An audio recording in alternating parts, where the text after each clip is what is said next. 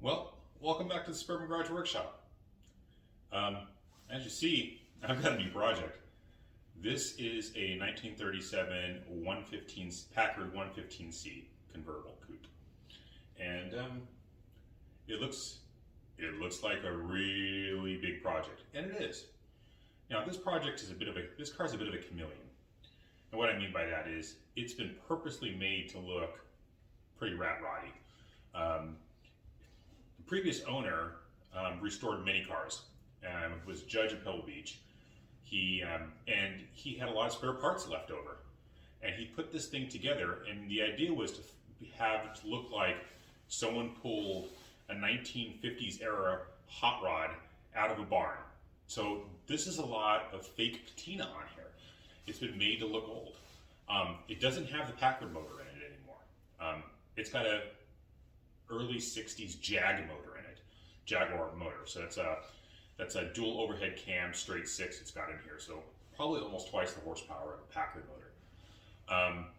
And it's got a smattering of parts from different years on it. It's got, 120, Packard 120, headlight buckets and some extra trim on it. It's got, this side, it's got some fender skirts on there. It's got a variety of different things on it because he was trying to create this hot rod look. Like it was a kind of a barn find hot rod, like a jalopy, I guess you could say.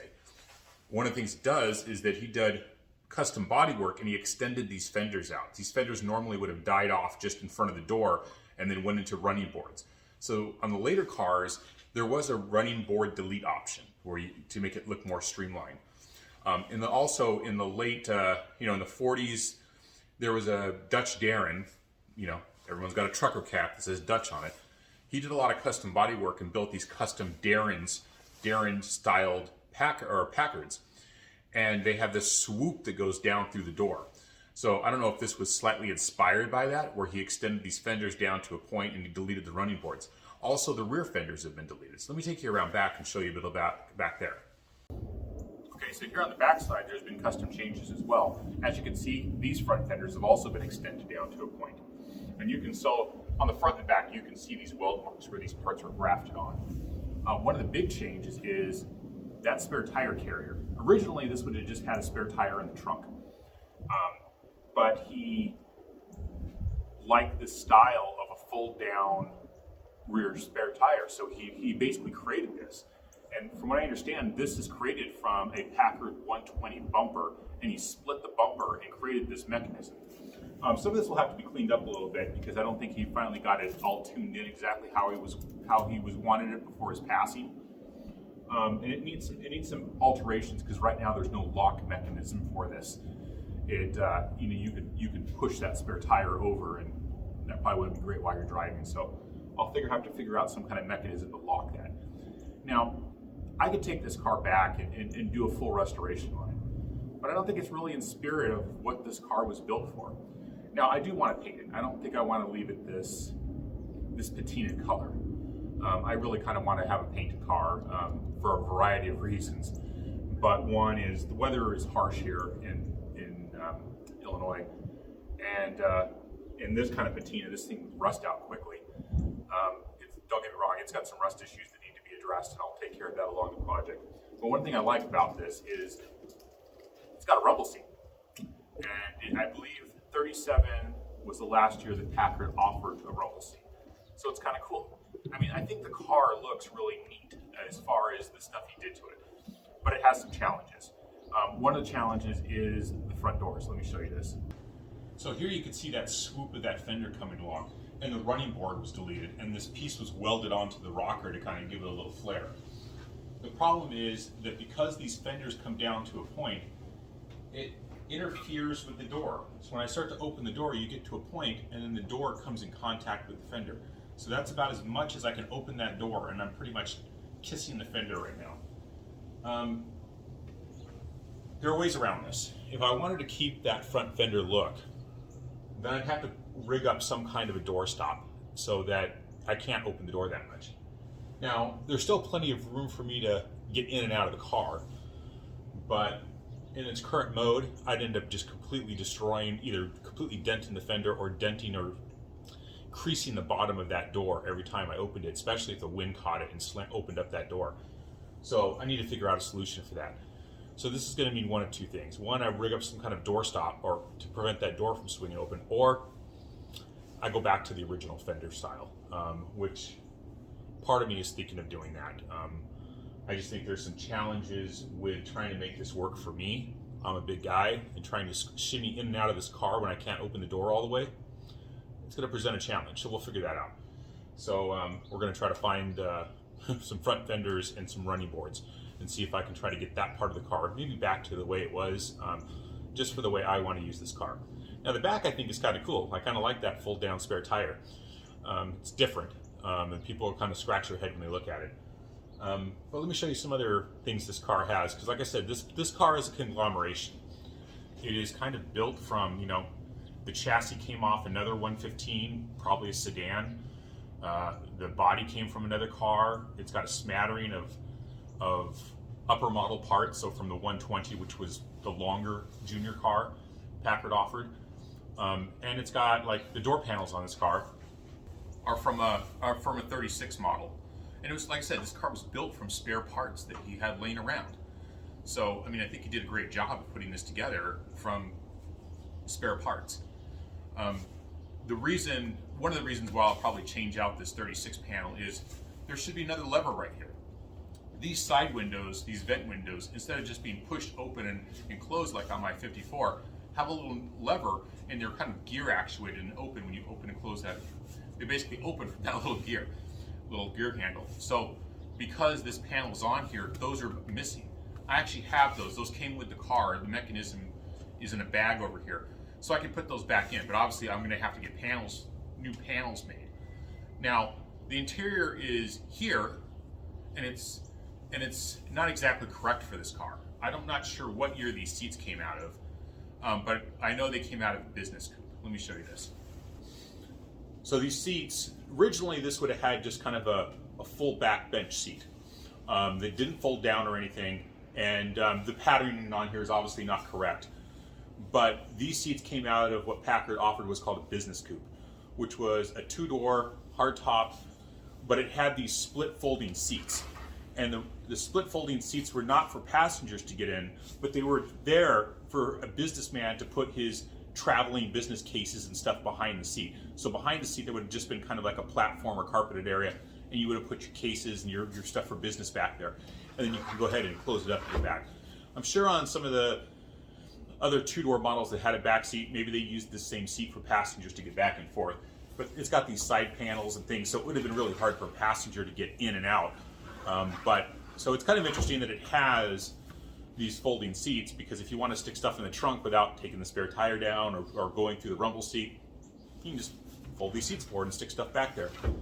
So when I take this to the grocery store, I can put my gallon of milk back there, I guess. Who knows? Anyway, let me show you some more. So the dash is a smattering of parts as well. So this is the 37 115 dash, but it's got a 38 speedometer in it. Whatever. Well, the nice thing though, it's got this banjo steering wheel, and this is a really nice banjo steering wheel. I don't know if the previous owner redid this steering wheel or what, but it's pretty nice. I mean, there's some light pitting on the center hub, which is completely a driver would be perfect for this car. I mean, it's not a show car, obviously, but the plastic's beautiful on it. And this was a deluxe wheel that they offered, so they called this a banjo steering wheel. And some of these steering wheels alone can be $2,000 or up. So yeah, that's a pretty neat piece for a car that you wouldn't think would have it. It has it. You know, it has no clock in it. The clock mounts in the glove box door. It's got a kind of a delete blockout plate in there right now. And it has some challenges that I'll have to address. One of the issues is I'm going to have to make up a panel for the firewall. When they put the Jag motor in, they cut the firewall to fit the Jag motor in, and so it's got a kind of a temporary panel in there right now. And what I need to do is make up a metal panel and properly seal that firewall from the engine. So that's going to be one of the things, just from my own personal safety. I want to make sure that gets put in there versus the kind of a fiber piece they have in there right now, which is acting as a firewall, which kind of makes me a little nervous. but I'm sure, I can get a piece of sheet metal fabbed up and bent and put in place, and it'll be completely serviceable until we figure out a better solution. Now, as far as the Jag motor, it's kind of cool. It looks neat in there. Am I going to keep it long term? I don't know. It originally had a Packard inline straight six, and it looks, it's basically the same motor as their 8 they offered, just with 2 less cylinders. This is a Jag motor out of, we think, late 50s, early 60s Jag, and XK motor, if you're being specific, 3.4 liter. When I got the car, one of the valve covers was off, so the previous owner was in the middle of doing some valve adjustments, which are common on these Jaguar motors, and never got back to it. So this motor was sat exposed with the valve cover off for a while, maybe a year or two. And I'm going to have to flush it all out, because even though there was a towel draped over the top of that area, I found mouse droppings and stuff all over it. So I have God knows what has got down inside the motor. So I'm going to have to clean that out and make sure it's all scrubbed out, and before I ever try to fire this motor up. It also has a it also has a Jaguar transmission in it, and it's actually the engineering underneath the hood, how it's all mounted is very well done. So it's got a floor shift, which 37 Packards had, and which this Jaguar has. So it's, from that part, it kind of looks the same. Let's go look under the hood. So here we are up in the front. Sorry, I just closed the garage door, so it's not a little echoey. It's cold here. You can see the Jaguar motor. The other valve cover on the other side under this air cleaner was off. It came with the car, so I just kind of stuck it back on for now to try to keep less dust from getting in there that's probably already in there. I got to find, I'm going to have to go source some of these chrome nuts, because they didn't come with the car and they're missing. Probably need to get gaskets and stuff of that nature. Also, that air cleaner came with it. It wasn't on the car, it was in the trunk, and so I just kind of stuck it up there for right now, one less hole pointing down. On the other side, it's got 2 SU carbs, side draft kind of carbs, and that was pretty common on these motors. So some people upgraded these to Weber carbs, or there was a 3 carb, performance option on some of the later cars that had it. I'll stick with this. Now, like I said before, to squeeze this motor in here, they ended up cutting the firewall. It is what it is. It wouldn't have been my first choice, but like I said, this car was spare parts. He was trying to build what he thought was a hot rod using parts he had. And not only did he restore Packards and other cars, but he also liked vintage Jaguars. So he had a spare Jaguar motor. Free parts are free parts, and so when he's putting this together, this was a car that was not built to be a show car. It was not built for a customer. This was something he was having fun with. And so that's why he married these together, to have this kind of period Packard hot rod with a Jaguar motor in it. This Jaguar motor being, it's basically dual overhead cam, straight 6, 3.4 liter. And I think I have to look at the specs. I'm going to have to look at the actual VIN number on this motor, or the engine number on this motor, and see exactly what year this came from and what the specs on this motor is. But I'm thinking probably conservatively 170, 180 horsepower, probably at least. The Packard motor, the straight 6 motor that would come with this would have probably just been 100. So definitely a bump in horsepower, hence the hot rod look he was going for. Everything's going to have to be done on this car. I think he was in the process of figuring out this car, going through the engineering. The wiring is in the car, but the wiring is what I call temporary wiring. It was probably just in the car, wired up enough to get the motor running so we could test out stuff. So of course, I'm going to have to put a whole new harness in here. What am I going to use for a harness? Well, I could buy a reproduction Packard harness. And this was the same query that I went through when I built my 54 Packard. The problem is the reproduction harnesses are extremely expensive. Now, the one thing is that the Packard harnesses were all made by Packard Electric, separate company, but originally started by the Packard family. Well, at some point, Packard Electric got bought by GM, Packard Electric, Delco. See where I'm going? So if you actually look at a Packard wiring schematic, like especially on my 54, if I look at that Packard wiring schematic, I can lay that over any 50s, 60s GM product, and that wiring harness is exactly the same. All the colors go to the same places. They're laid out almost exactly the same, because Packard Electric / Delco built the harnesses for both companies, and they're not going to build completely different wiring schematics. So they basically are standardized. So most likely what's going to go in this car is what kind of went in my 54, which is a GM style street rod harness. And what I will do is I will take the harness apart, rerun everything in the same manner that Packard had it, and then go through and encase the wiring in whatever, on the 54 it was just a taped harness, but I think on the earlier use it was kind of a cloth covered and they reproduced some of that. I will rerun this harness so it looks like the original harness, but with the benefit of a modern fuse box hidden up under the dash somewhere. And what that will do is, let everything be fused off in separate circuits that's easily, if something happens, you don't blow the fuse and lose half the car. On my 54, there really were no fuses in it. It had two self-resetting circuit breakers that were on the back of the instrument cluster. I'm not a fan of that. I mean, I've done a lot of auto electric stuff. I did over my misspent youth. I did a lot of car alarms and stuff of that nature for other people. I like having things on separate fuses because if something happens, you lose that piece. You don't have one high 30 amp circuit breaker that you're hoping the wiring stays intact before it melts. On an old car, probably the number one reason of a car fire is electrical. And that can happen whether you're driving the car or not. If it's on a hot line that's not battery controlled by the ignition. So when in doubt, replace all that wiring. It's old, it's brittle, the insulation isn't good on it anymore, rats have kind of chewed on it. When in doubt, replace it. Go get a reproduction harness if you want it all original. In this case, I'm going to put a street rod harness in here and run it and tape it and basically lay it out exactly like Packard had it. And for the untrained eye, you would never know it was a replacement harness. Not that this car is going to be a reproduction show car anyway, because it's got a Jag motor in it. Like I said, that may change. I don't know. All of this is a long-term project. This is not a project that's going to be done in a week, in a winter, in a year.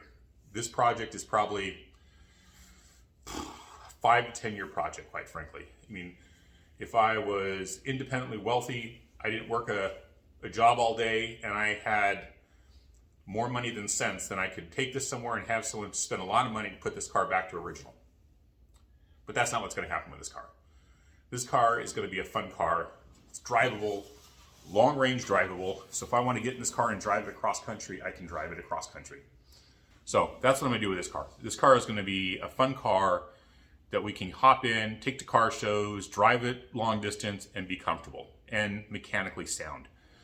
The original Packard motor is absolutely mechanically sound. I'd have no doubt if I put a Packard motor in here, I could drive this thing across country. It's got a stick shift, it's got a 3-speed, exactly what the Packard original motor would have had. Now, I don't know what the gearing is on this. The combo of this Jag motor with the Jag transmission with the Packard rear end, I don't know what its top speed is. I don't know how happy it'll be on the highway.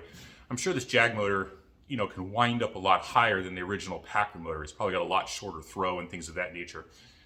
So we'll see. I'm diving into the unknown and I'm bringing you guys with me on this. So stick with me. I know this was kind of long-winded, but I'm trying to give you the background on this project. Purists turn your head. Unfortunately, like I said, this car was not a good car that was hacked up to build this. This was built from spare parts and was purposely built to be kind of hey, we found this 50s era hot rod in a barn. That's the look he was going for, to the point where I think some of the patina on this car is artificially patinaed to give it that look.